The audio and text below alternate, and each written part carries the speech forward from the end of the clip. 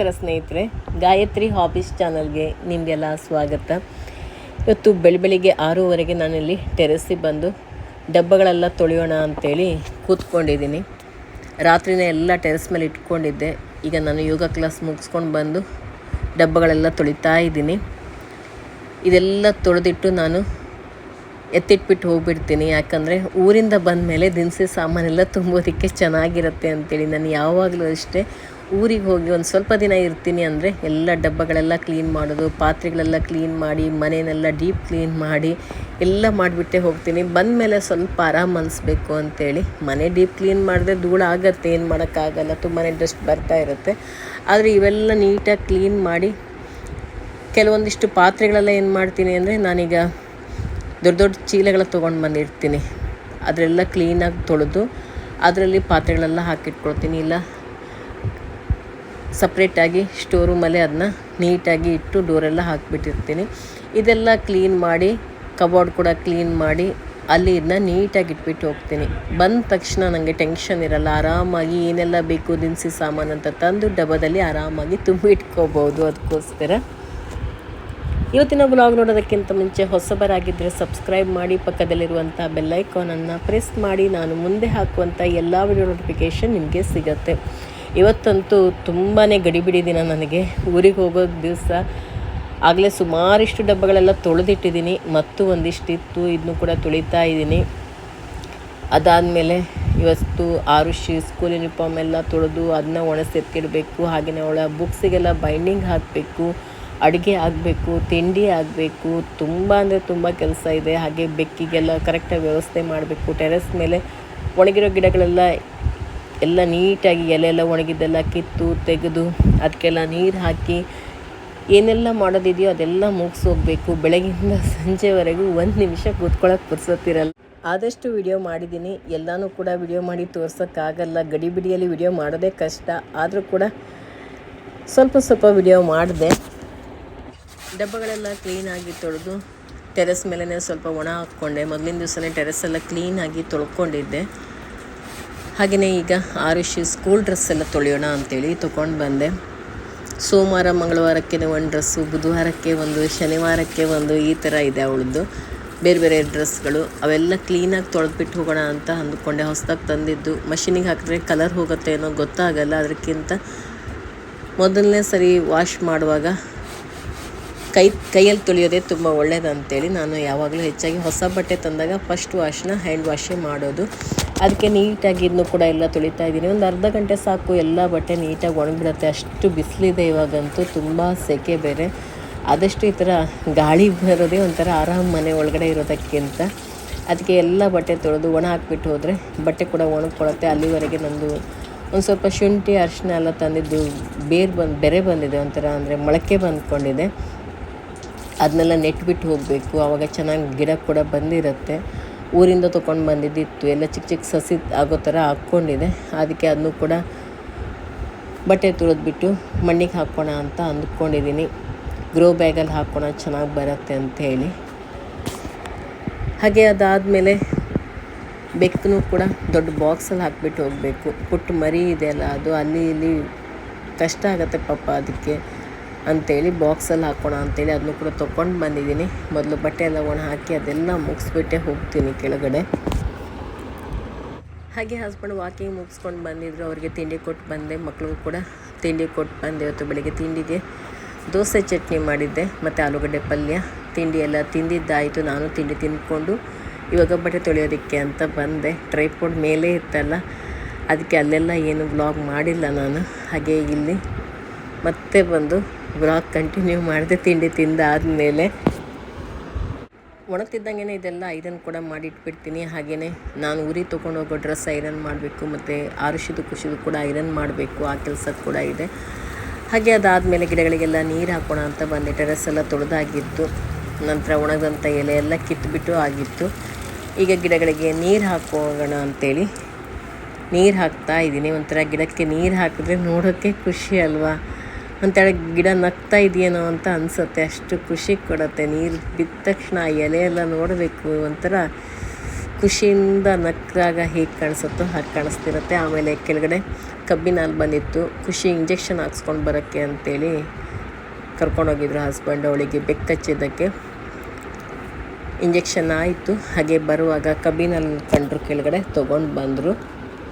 Fresh ಆಗಿ ಮನೆ ಹತ್ರನೇ ಕಬ್ಬಿನ ಹಾಲನ್ನ ಮಾಡಿಕೊಡ್ತಾಯಿದ್ರು ಹಸ್ಬೆಂಡ್ ಮತ್ತು ಖುಷಿ ತೊಗೊಂಡು ಬಂದರು ಬರುವಾಗ. ನಿನ್ನ ಇಂಜೆಕ್ಷನ್ ಮುಗುತ್ತಾ? ಅಲ್ಲಿ ಊರಲ್ಲಿದ್ದರೆ ಅಪ್ಪ ತಗೊಬಂದ, ಅಲ್ಲೇ ನರ್ಸಿ ಹತ್ರ ಖುಷಿಗೆ ಬೆಕ್ಕಿನ ಹತ್ರ ಕಚ್ಚಿಸ್ಕೊಂಡ್ಬಿಟ್ಟು ಇವಾಗ ಇಂಜೆಕ್ಷನ್ ಹಾಕ್ಸ್ಕೊಳ್ಳೋ ಕತೆ ಆಗಿದೆ. ಒಣಗ್ತ ಕೈ.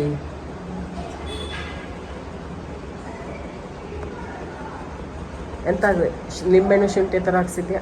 ಪ್ಲೇನ್ ಅಲ್ಲ. ಈ ಸೆಕೆಗೆ ಕಬ್ಬಿನ ಹಾಲಂತೂ ಒಳ್ಳೆ ಚೆನ್ನಾಗಾಗತ್ತೆ, ಈಸಿಯಾಗಿದೆ.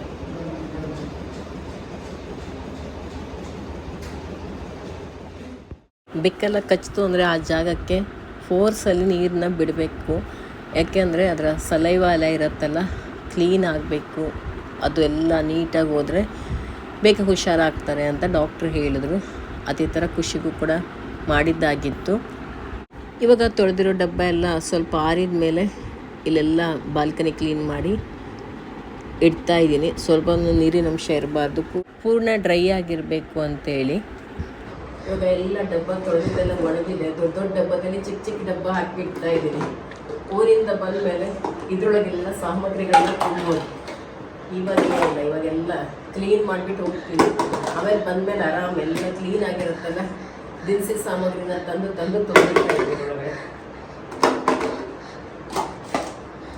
ಆಲ್ರೆಡಿ ಒಂದಿಷ್ಟು ಡಬ್ಬ ಎಲ್ಲ ನೀಟಾಗಿ ಇಟ್ಕೊಂಡು ಆಗಿದೆ. ನಿನ್ನೆನೇ ಎಲ್ಲ ಇಟ್ಕೊಂಡಾಯಿತು ಒಂದಿಷ್ಟು. ಇನ್ನೊಂದಿಷ್ಟು ಇವಾಗ ಇಟ್ಕೊಳ್ತಾ ಇದ್ವಿ. ಪೂರ್ಣ ಕ್ಲೀನ್ ಮಾಡಿ ಮುಗಿಸಿ 2-3 ದಿವಸ ಬೇಕಾಯಿತು ಎಲ್ಲ ಕ್ಲೀನಿಂಗು. ಬಟ್ಟೆಗಳು ಅಷ್ಟೇ, ನಾನೆಲ್ಲ ಊರಿಗೆ ಹೋಗುವಾಗ ಎಲ್ಲ ತೊಳೆದು ಬೆಡ್ ಸ್ಪ್ರೆಡ್ ಎಲ್ಲ ತೊಳೆದು ಎತ್ತಿಟ್ಬಿಟ್ಟು ಹೋಗಿರ್ತೀನಿ. ಹಳೆ ಸಾರಿ ಏನಾದರೂ ಹಾಕಿಟ್ಟು ಹೋಗ್ತೀನಿ. ಹಸ್ಬೆಂಡ್ ಮಲಗುವಲ್ಲಿ ಮಾತ್ರ ಬೆಡ್ ಸ್ಪ್ರೆಡ್ ಎಲ್ಲ ಹಾಕಿಟ್ಟು ಇರೋದು. ಮತ್ತೆಲ್ಲ ಕಡೆ ಹಳೆ ಸಾರಿ ಆ ಥರ ಇರೋದು ಎಲ್ಲ ಕ್ಲೀನ್ ಮಾಡಿ ಹೋಗ್ಬಿಡೋದು ಹೋಗುವಾಗ. ಆಮೇಲೆ ಬಂದಮೇಲೆ ಒಂಥರ ಆರಾಮ ಅನ್ಸುತ್ತೆ. ಎಲ್ಲ ಕಟ್ಟಿಟ್ಬಿಟ್ಟು ಪಾತ್ರೆಗಳು ಅಷ್ಟೇ 2-3 ಚೀಲ ತೊಳೆದು ಇಟ್ಕೊಳ್ತೀನಿ. ಎಲ್ಲ ಅದ್ರಲ್ಲಿ ಹಾಕಿ ಕಟ್ಟಿಟ್ಬಿಡ್ತೀನಿ. ಮತ್ತೆಲ್ಲ ಕಡೆ ಜಿರಳೆ ಔಷಧಿ ಎಲ್ಲ ಹಾಕ್ಬಿಟ್ಟು ಹೋಗ್ತೀನಿ. ಆವಾಗ ಬಂದಮೇಲೆ ನಂಗೆ ಒಂಥರ ಆರಾಮ ಅನ್ಸುತ್ತೆ. ಇಲ್ಲಾಂದರೆ ಬಂದಮೇಲೆ ತಲೆ ಕೆಟ್ಟು ಹೋಗುತ್ತೆ.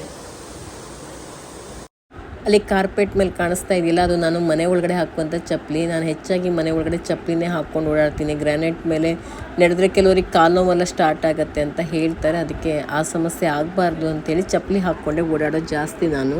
ನಿನ್ನೆ ಈ ಕಬೋರ್ಡೆಲ್ಲ ಕ್ಲೀನ್ ಮಾಡ್ಕೊಂಡಿದ್ದೀನಿ. ಕ್ಲೀನ್ ಮಾಡಿಕೊಂಡು ಜಿರಳೆ ಔಷಧಿ ಎಲ್ಲ ಹಾಕಿ ಪೇಪರ್ ಹಾಕ್ಕೊಂಡಿದ್ದೀನಿ. ಎಲ್ಲ ಡಬ್ಬಗಳೆಲ್ಲ ತೊಳೆದಿದ್ದಾಯಿತು. ನೋಡಿ ಎಷ್ಟು ವಾಶ್ ಮಾಡಿ ನೀಟಾಗಿ ಎಲ್ಲ ಇಟ್ಕೊಂಡಿದ್ದೀನಿ. 2 ಲೈನ್ ಇದೆ, ಹಿಂದೆ ಮುಂದೆ ಎಲ್ಲ ಚಿಕ್ಕ ಚಿಕ್ಕ ಡಬ್ಬಗಳೆಲ್ಲ ದೊಡ್ಡ ದೊಡ್ಡ ಡಬ್ಬದಲ್ಲಿ ಹಾಕಿಟ್ಕೊಂಡಿದ್ದೀನಿ.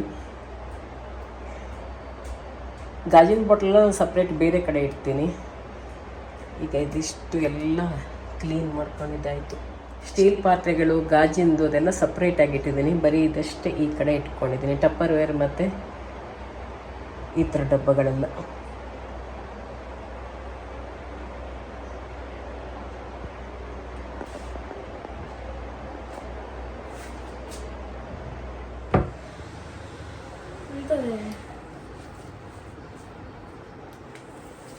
ಇವತ್ತು ಊರಿಗೆ ಹೋಗೋದಕ್ಕೆ ಪ್ಯಾಕಿಂಗ್ ನಡೀತಾ ಇದೆ. ಲಾಸ್ಟ್ ಮೂಮೆಂಟಲ್ಲಿ ಪ್ಯಾಕಿಂಗು. ಹಾಗೆ ಟೇಲರ್ ಹತ್ರ ಎಲ್ಲ ಐರನ್ ಮಾಡಿಕೊಂಡೆ. ನಾನು ಊರಿಗೆ ತೊಗೊಳೋದು ಬಟ್ಟೆಗಳೆಲ್ಲ ಮತ್ತೆ ಐರನ್ ಮಾಡಿಕೊಂಡೆ. ಖುಷಿಗೂ ಕೂಡ ಐರನ್ ಮಾಡಿಕೊಟ್ಟೆ ಸುಮಾರಿಷ್ಟು. ನಾನು ಬಟ್ಟೆ ಬಂದಿದ್ದೆ ಎಂದಾಗಿಟ್ಟಿದ್ದೆ ತುಂಬ ಕಮ್ಮಿ. ನೀನು ಜಾಗ ಇಲ್ಲ ಇದ್ರೆ ನಾನು ತೆಗೆಸ್ಕೊಂಡ್ಬಿಟ್ಟಿದ್ದೆ.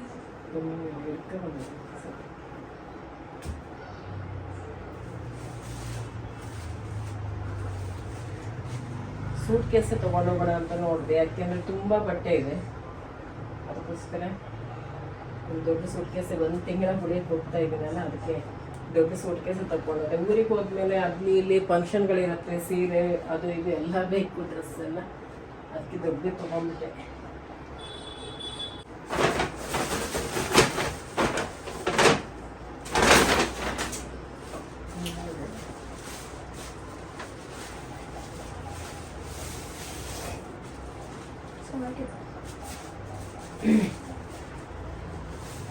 ಇದು ಲಾಸ್ಟ್ ಇಯರ್ ಸುಷ್ಮಾ ಅವ್ರ ಮನೆಗೆ ಹೋದಾಗ ಅವ್ರು ಕೊಟ್ಟಿರೋ ಸಾರಿ.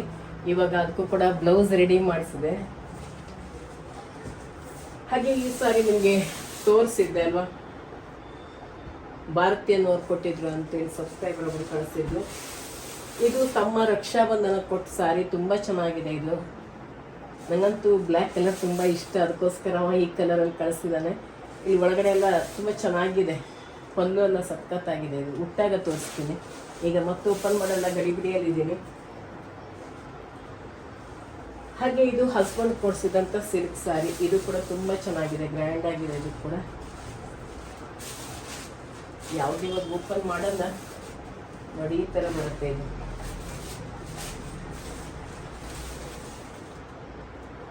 ಇದು ಉಟ್ಟಾಗಲೇ ತೋರಿಸ್ತೀನಿ ಇದು ಕೂಡ ಹೇಗಿದೆ ಅಂತೇಳಿ. ಇದೆಲ್ಲ ಇವಾಗ ಊರಿಗೆ ತಗೊಂಡು ಹೋಗ್ತಾ ಇದ್ದೀನಿ. ಹಾಗೆ ಆರುಷಿ ಡ್ಯಾನ್ಸ್ ಕ್ಲಾಸ್ ಡ್ರೆಸ್ ಕೂಡ ರೆಡಿ ಮಾಡಿಸಿದಾಯಿತು. ಆರುಷಿದಂತೂ ಎಲ್ಲ ಆಯಿತು, ಯೂನಿಫಾರ್ಮ್ ಆಯಿತು, ಅದೆಲ್ಲ ತೊಳೆದು ಎಲ್ಲ ಆಯಿತು. ಆಮೇಲೆ ಅವ್ರದ್ದು ಬುಕ್ಸ್ ಎಲ್ಲ ಬಂದಾಯಿತು. ಡ್ಯಾನ್ಸ್ ಕ್ಲಾಸ್ ಡ್ರೆಸ್ ರೆಡಿ ಆಯಿತು. ಅದು ಅರ್ಧಂಬರ್ಧ ಹಾಕಿದ್ದೆ, ಒಂದು ಅರ್ಧಂಬರ್ಧ ಆಗ ವಾಟರ್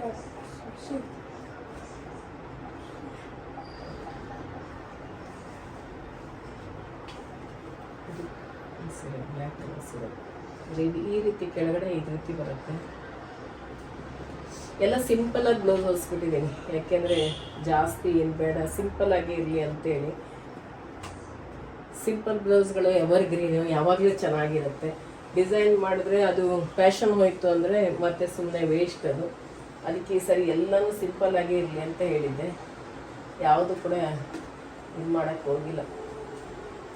ಇವಾಗೆಲ್ಲ ಬ್ಯಾಗ್ ಪ್ಯಾಕಿಂಗ್ ಮಾಡ್ಕೊಂಡ್ಬಿಡ್ತೀನಿ. ಪ್ಯಾಕಿಂಗ್ ಮಾಡಿಕೊಂಡು ಬೇಗ ಹೋಗೋದಕ್ಕೆ ರೆಡಿ ಆಗಬೇಕು. ಮತ್ತು ಹಾಸಿಗೆ ಬಟ್ಟೆ ಎಲ್ಲ ವಾಶ್ ಮಾಡಿದ್ದಾಯಿತು. ನನ್ನೊಂಥರ ಅದೊಂಥರ ರೂಢಿ, ಊರಿಗೆ ಹೋಗೋದಂದರೆ ಹಾಸಿಗೆ ಬಟ್ಟೆ ಎಲ್ಲನೂ ವಾಶ್ ಮಾಡೋದು, ಅದು ಇದು ಅಂತೇಳಿ. ಹಾಗೆ ಮದುವೆ ಮುಂಜಿ ಅದು ಇದು ತಿನ್ಬೇಕಲ್ಲ ಊರಿಂದ ಹೋಗೋದಕ್ಕೆ. ನಾವು ಊರಲ್ಲೇ ಗೋಲ್ಡ್ ಎಲ್ಲ ಹಾಕೊಳ್ಳೋದೇನಿದ್ರು ಊರ ಕಡೆನೆ, ಮತ್ತು ಇಲ್ಲೇನು ಹಾಕಲ್ಲ. ಎಲ್ಲ ಒಂದೇ ಬಾಕ್ಸ್ಗಳಲ್ಲಿ ಗೋಲ್ಡ್ ಕೂಡ ತೊಗೊಂಡ್ಬಿಟ್ಟಿದ್ದೀನಿ. ಸ್ವಲ್ಪ ಮಾತ್ರ ಬ್ಯಾಂಕಿನ ತಗೊಂಡಿದ್ದೆ, ಎಷ್ಟು ಬೇಕೋ ಅಷ್ಟು ಮಾತ್ರ ತೊಗೊಂಡು ಬಂದಿದ್ದೆ ಬ್ಯಾಂಕಿಗೆ ಹೋಗಿ. ಮೊನ್ನೆ ಬ್ಯಾಂಕ್ ಕೆಲಸ ಇತ್ತು ಅಂತ ಹೇಳಿದ್ನಲ್ಲ, ಎಷ್ಟು ಬೇಕೋ ಅಷ್ಟೇ ತಂದ್ಕೊಂಡಿದ್ದೆ, ಜಾಸ್ತಿ ಏನು ತಂದ್ಕೊಂಡಿಲ್ಲ. ಒಂದು ಕಡೆ ಪೂರ್ಣ ಡ್ರೆಸ್ಗಳು ಹಾಕ್ಕೊಳ್ತೀನಿ, ಇನ್ನೊಂದು ಕಡೆ ಸಾರಿ, ಪೆಟಿಕೋಟು, ಬ್ಲೌಸು, ಆ ಥರ ಸಾರಿಗೆ ಏನೇನು ಬೇಕೋ ಆ ಥರನ್ನ ಒಂದು ಕಡೆ ಹಾಕ್ಕೊಳ್ಳೋಣ ಅಂತ ಅಂದ್ಕೊಂಡಿದ್ದೀನಿ. ಆಮೇಲೆ ಇನ್ನರ್ ವೇರ್ಗಳು ಎಲ್ಲ ಈ ಕಡೆ ಇಟ್ಕೊಳಕ್ಕಾಗತ್ತೆ ಅಂತೇಳಿ. ಯಾಕೆಂದರೆ ಊರಿಗೆ ಹೋದ್ಮೇಲೆ ಎಲ್ಲ ಏನಾದರೂ ಬಿಟ್ಟಾಕಿ ಹೋಗ್ಬಿಟ್ರೆ ಅದು ಬಿಟ್ಟೆ ಇದು ಬಿಟ್ಟೆ ಅಂತ ಆಗುತ್ತೆ. ಅದಕ್ಕೋಸ್ಕರ ಆದಷ್ಟು ಬೇಗ ಮ್ಯಾಚಿಂಗ್ ಬಳೆಗಳೆಲ್ಲ ತೆಗೆದಿಟ್ಕೊಂಡ್ಬಿಡ್ಬೇಕು. ಆಮೇಲೆ ಅದು ಕೂಡ ಮರ್ತೋಗ್ಬಿಡತ್ತೆ, ಬಳೆಗಳೆಲ್ಲ ಬಿಟ್ಟು ಹೋಗ್ಬಿಟ್ರೆ ಕಷ್ಟ. ಎಲ್ಲ ತೊಗೊಂಡು ಬಂದು ಇಟ್ಕೊಂಡಿದ್ದೀನಿ, ಏನೆಲ್ಲ ಬೇಕು ಆಲ್ಮೋಸ್ಟ್ ಎಲ್ಲ ತಂದು ಇಟ್ಕೊಂಡಿದ್ದೀನಿ. ಕೊನೆಗೆ ನಂದು ಏನಂದರೆ ಲಾಸ್ಟ್ ಮೂಮೆಂಟಲ್ಲಿ ಎಲ್ಲ ಬಿಟ್ಟು ಹೋಗೋಕತ್ತೆ ನಂದು ಜಾಸ್ತಿ ಸ್ವಲ್ಪ.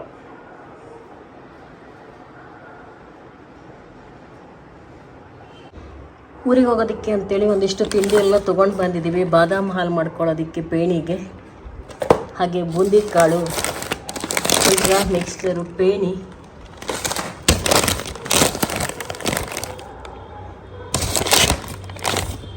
ಹಾಗೆ ಒಂದಿಷ್ಟು ಮಾವಿನ ಹಣ್ಣು. ಇವಾಗೆಲ್ಲ ಮಾವಿನ ಹಣ್ಣಿನ ಸೀಸನ್ ಅಲ್ವಾ, ಮಾವಿನ ಹಣ್ಣು ಚೆನ್ನಾಗಿರುತ್ತೆ. ಈ ಥರ ಮಾವಿನ ಹಣ್ಣು ಊರ ಕಡೆ ಇರಲ್ಲ, ಊರ ಕಡೆ ಮಾವಿನ ಹಣ್ಣೆ ಬೇರೆ ಥರ ಇರುತ್ತೆ. ಅದಕ್ಕೆ ಊರಿಗೆ ಹೋಗುವಾಗ ಒಂದಿಷ್ಟು ಮಾವಿನ ಹಣ್ಣೆಲ್ಲ ಇಟ್ಕೊಂಡೋದ್ರೆ ಚೆನ್ನಾಗಿರುತ್ತೆ ತಿನ್ನೋದಕ್ಕೆ ಅಂತೇಳಿ. ಬಾಳೆಹಣ್ಣು. ಹಾಗೆ ರಾತ್ರಿ ಊಟ ಎಲ್ಲ ಮುಗಿಸಿ ಮನೆಯೆಲ್ಲ ಕ್ಲೀನ್ ಮಾಡಿಬಿಟ್ಟು ಪಾತ್ರೆ ಎಲ್ಲ ವಾಶ್ ಮಾಡಿ ಎಲ್ಲ ಮುಗಿಸಿ ಈಗ ಊರಿಗೆ ಹೊರಡೋದಕ್ಕೆ ರೆಡಿಯಾಗಿ ಹೊರಟಿದ್ದೀವಿ. ಹಸ್ಬೆಂಡ್ ನಮ್ಮನ್ನು ಬಿಟ್ಕೊಡೋದಕ್ಕೆ ಅಂತ ಬಂದಿದ್ದಾರೆ. ಲಗೇಜ್ ಅಂತೂ ತುಂಬಾ ಇತ್ತಲ್ವ, ನಮ್ಮದು 3 ಜನಕ್ಕೆ ಬ್ಯಾಗ್ ಇತ್ತು, ಖುಷಿದು ಒಂದಿಷ್ಟು ಬುಕ್ಸು, ಲ್ಯಾಪ್ಟಾಪ್ ಅದೆಲ್ಲ ಇತ್ತು. ಅವ್ರದ್ದು ಕೂಡ ತುಂಬ ಲಗೇಜ್ ಇತ್ತು ನಮ್ಮದು. ಆರುಷಿ ಬ್ಯಾಗ್ ಬೇರೆ, ನಂದು ಬೇರೆ, ಖುಷಿದು ಬೇರೆ, ಅದು ಇದು ಅಂತೇಳಿ. ಹಾಗೆ ಬಂದು 1 ತಾಸಾಯಿತು ಬಸ್ಸಿಗೆ ವೆಯ್ಟ್ ಮಾಡ್ತಾನೇ ಇದ್ದೀವಿ. ಟ್ರಾಫಿಕ್ಕಲ್ಲಿ ಬಸ್ ಎಲ್ಲೂ ಕಾಣಿಸ್ತಾನೆ ಇಲ್ಲ, ತುಂಬ ಲೇಟ್ ಆಯಿತು. 1 ತಾಸಿಂದ ಕಾದು ಬೇಜಾರು ಬಂದಾಯಿತು. 11:30 ಆಗ್ತಾಯಿದೆ ಇವಾಗ ರಾತ್ರಿ. ನಮ್ಮ ಬಸ್ ಇರೋದು 10:30ಗಾಗಿತ್ತು. 1 ತಾಸು ಆಯಿತು. ಹಾಗೆ ನಾವು ಬರುವಾಗಲೂ ಅಷ್ಟೇ ತುಂಬ ಟ್ರಾಫಿಕ್ ಇತ್ತು. ನಮ್ಮ ಕಡೆ ಟ್ರಾಫಿಕ್ಕಲ್ಲೇ ಒಂದು ಅರ್ಧ ಗಂಟೆಗಿಂತ ಜಾಸ್ತಿ ನಿಂತಿದ್ದೀವಿ. ದಿಸಾನು ಆಲಿವ್ ಆಯಿಲ್ನ ಬಳಸಿಬಿಟ್ಟು ಖುಷಿ ಒಂದು ರೆಸಿಪಿ ಮಾಡ್ತಾ ಇದ್ದಾಳೆ. ಏನು ಅಂತ ನೋಡ್ಕೊಂಡು ಬರೋಣ ಬನ್ನಿ. ಇವಾಗಲೇ ಆಲೂಗಡ್ಡೆನೆಲ್ಲ ಬೇಯಿಸ್ಕೊಂಡಿದ್ದಾಗಿದೆ, ಕಟ್ ಮಾಡ್ಕೊಂಡ್ಬಿಟ್ಟು ಮುಂದೆ ಏನೇನೆಲ್ಲ ಮಾಡ್ತಾರೆ ಅನ್ನೋದನ್ನ ನೋಡ್ಕೊಂಡು ಬರೋಣ. ಅರಿಶಿ ಅಂತೂ ತಿನ್ನೋದಕ್ಕೆ ಕಾಯ್ಕೊಂಡು ಆಲೂಗಡ್ಡೆ ಸಿಪ್ಪೆ ತಗೊಳ್ತಾ ಇದ್ದೀನಿ. ಈಗ ಸಿಪ್ಪೆ ತೆಕ್ಕೊಂಡಿರುವಂಥ ಆಲೂಗಡ್ಡೆನೆಲ್ಲ ಈ ರೀತಿ ನೀರು ಪಾತ್ರೆಯಲ್ಲಿ ಹಾಕಿಟ್ಕೊಂಡಾಗಿದೆ. ಯಾಕೆಂದರೆ ಅದು ಕಪ್ಪಾಗಿಬಿಡತ್ತೆ ಆಮೇಲೆ, ಅದಕ್ಕೋಸ್ಕರ. ಇವಾಗ ಅದನ್ನ ಕಟ್ ಮಾಡ್ಕೊಳ್ಳೋಣ.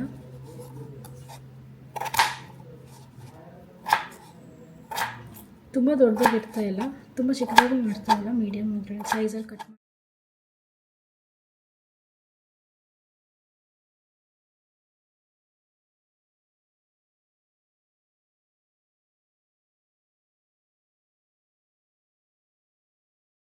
ಹಾಗಿದಷ್ಟು ಇಲ್ಲಿ ಒಂದು ಪಾತ್ರೆಗೆ ಹಾಕೊಂಡ್ಬಿಟ್ಟು ಬೇಯಿಸ್ಕೊಳ್ಳೋಣ. ಮುಳುಗುವಷ್ಟು ನೀರನ್ನು ಹಾಕ್ಕೋಬೇಕು ಇವಾಗ ಬೇಯಿಸೋದಕ್ಕೆ ಇಡೋದಕ್ಕೆ.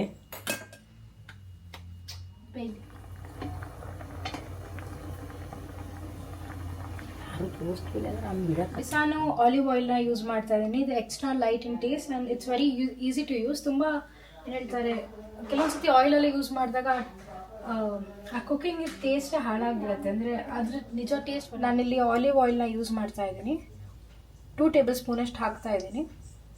ನಾನು 6 to 8 ಪೊಟ್ಯಾಟೋಸ್ ತೊಗೊಂಡಿರೋದ್ರಿಂದ ಇಷ್ಟು ಯೂಸ್ ಮಾಡ್ತಾ ಇದ್ದೀನಿ.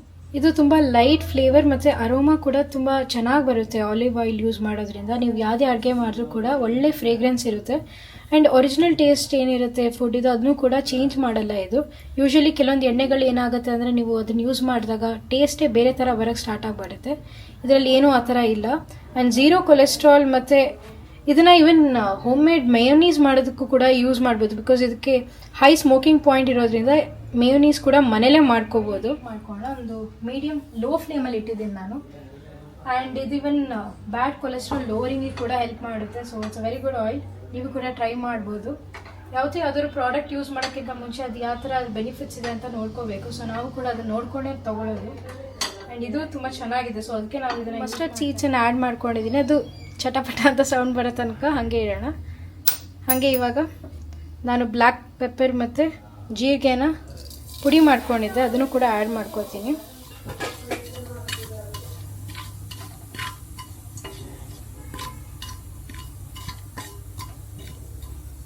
ಇವಾಗ ಸ್ವಲ್ಪ ಚಿಲ್ಲಿ ಪೌಡರ್ನ ಆ್ಯಡ್ ಮಾಡ್ಕೊಳ್ಳೋಣ.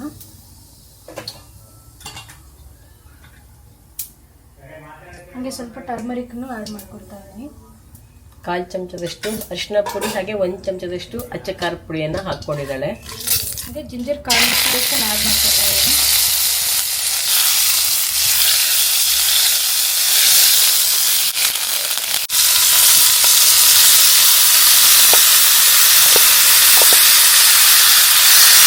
ಇವಾಗ ಬಾಯ್ಲ್ ಮಾಡ್ಕೊಂಡಿರುವಂಥ ಆಲೂಗಡ್ಡೆ ಆ್ಯಡ್ ಮಾಡ್ಕೊಳ್ತಾ ಇದ್ದೀನಿ.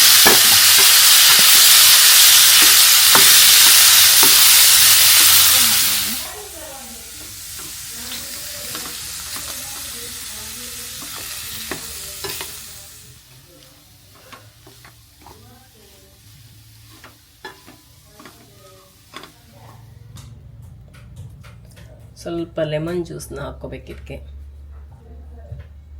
ಎಂಡಿಂಗ್ ಗಾರ್ನಿಷಿಗೆ ಕೊರಿಯಾಂಡರ್ ಕೂಡ ಆ್ಯಡ್ ಮಾಡ್ಕೋಬೋದು. ನೋಡಿ ರೆಡಿ ಆಯಿತು. ಇದು ಚಪಾತಿ ಜೊತೆನೂ ಹಾಕೋ ತಿನ್ಬೋದು, ಇಲ್ಲ ಮೊಸರನ್ನ ಎಲ್ಲ ತಿನ್ನುವಾಗ ಸೈಡಲ್ಲಿ ಇಟ್ಕೊಂಡು ಕೂಡ ತಿನ್ಬೋದು, ಚೆನ್ನಾಗಾಗುತ್ತೆ.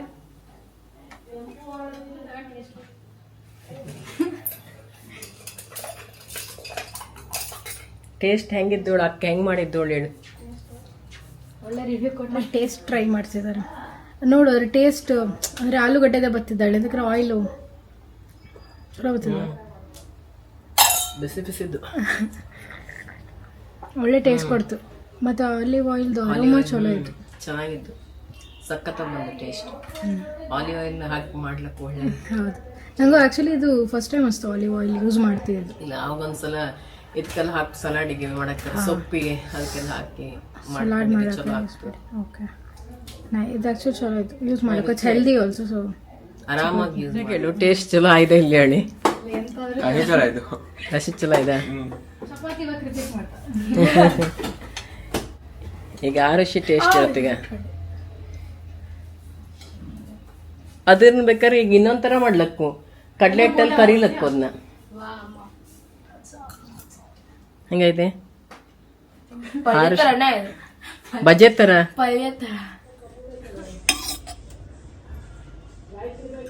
ಬೇಡ.